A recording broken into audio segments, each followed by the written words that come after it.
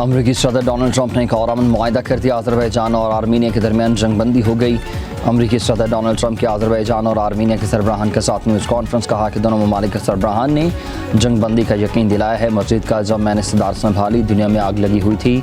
जंगे नहीं चाहता, अमन और तजारत चाहता हूँ। अमरीकी सदर का एक बार फिर पाकिस्तान और भारत में जंगबंदी कराने का तस्करा। बोले दोनों मुल्क बड़ी जंग की तरफ जा रहे थे। कहा लड़ाई में तजारत करो। अज़रबैजान और आर्मीनिया के सरबराहान का नोबेल कमेटी से ट्रंप को नोबेल अमन इनाम देने का भी मुतालबा किया गया।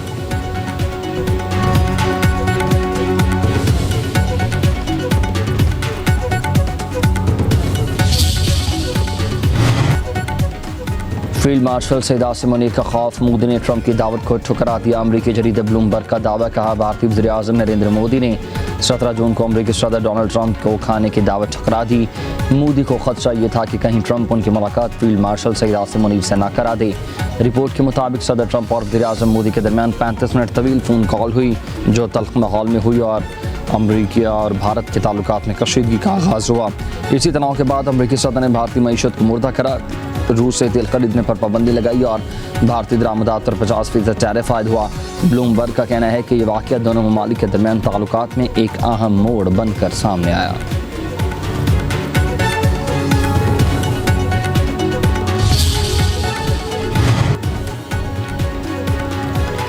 अमरीका और भारत के दरमियान फासले मजीद बढ़ गए हैं। सदर ट्रंप का भारत से किसी भी किस्म के मज़ाकरात से इनकार। कहते हैं कि रूस से तेल खरीदारी का मामला हल नहीं होता तब तक बातचीत नहीं होगी। नए टैक्स लागू होने पर भी भारत से बातचीत शुरू नहीं होगी। ट्रंप के फैसलों से भारत का अमरीकी हथियार खरीदने का मनसूबा ताख़ीर का शिकार। भारतीय वज़ीर दिफा राजनाथ सिंह का दौरा वाशिंगटन भी मनसूख। उधर भारतीय सरकारी कंपनियों ने रूस से तेल की खरीदारी रोक दी। ब्लूमबर्ग के मुताबिक भारतीय कंपनियों ने तेल की खरीदारी के लिए अमरीका, ब्राज़ील और लीबिया का रुख कर लिया।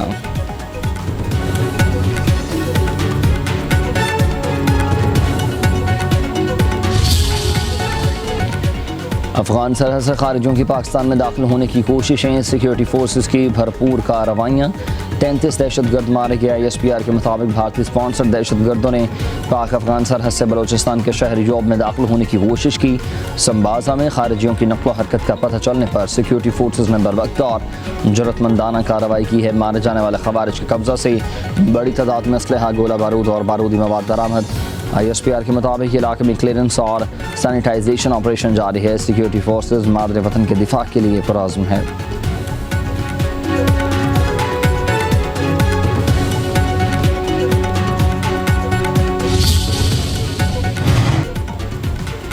वज़ीर-ए-आज़म शहबाज शरीफ से चेयरमैन पीपल्स पार्टी बिलावल भुट्टो ज़रदारी की मुलाकात। मुल्क की माशी और सियासी सूरत हाल पर तबादला ख्याल।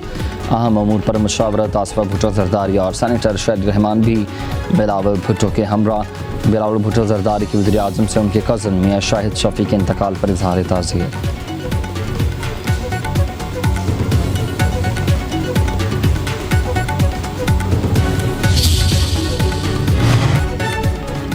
तहरीक इंसाफ को कौमी असम्बली में बड़ा धचका। हम अहदे वापस ले लिए गए। उमर अयूब अपोजिशन लीडर के अहदे से फारिग।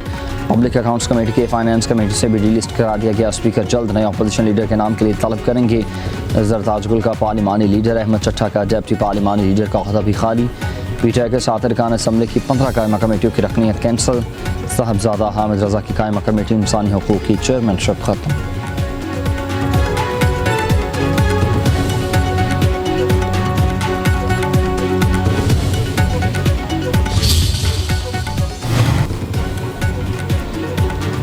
चुप रहें, कुछ न बोलें, फिर आपकी वापसी के बारे में सोचा जा सकता है। PTI रहनुमाओं का शेर अफजल मरवत को मशवरा।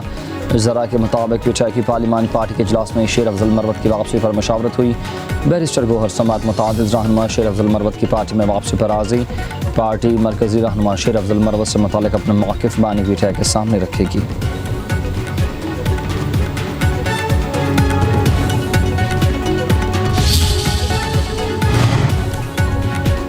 बाजोड़ में खारिजियों का झूठ बेनकाब कबाइल के दरमियान इबहम फैलाने की कोशिशें नाकाम हो गई हैं।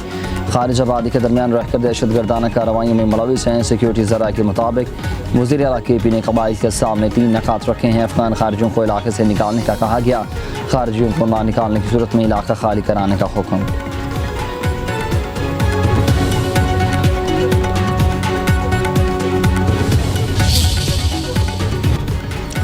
प्रोटेक्टेड कैटेगरी की शरह 200 की बजाय 300 यूनिट तक लाने की तजवीज़। अरकान असम्बली ने 201 यूनिट पर 5000 रुपये इजाफी बिल भिजवाने का मामला उठा दिया। वज़ीर-ए-आज़म को सारिफिन से होने वाली ज़्यादती से भी आगाह किया गया। शहबाज शरीफ का कमेटी बनाने का इंतज़ार।